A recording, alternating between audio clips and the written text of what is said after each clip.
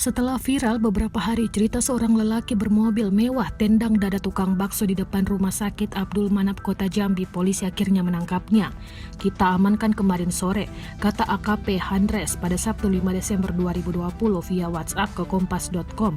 Handres mengatakan pelaku yang bernama Aswin 52 tahun bekerja sebagai petugas keamanan di sebuah perumahan di Kota Jambi. Selain itu, kadang juga mengantarkan pesanan ayam potong yang merupakan usaha istrinya. Motif dia melakukan penganiayaan karena kesal ketika pelapor menetapkan harga satu mangkok bakso sebesar 20.000, sementara dia tahu harga semangkuk adalah 10.000 karena dia mengaku sudah sering beli bakso itu, kata Handres.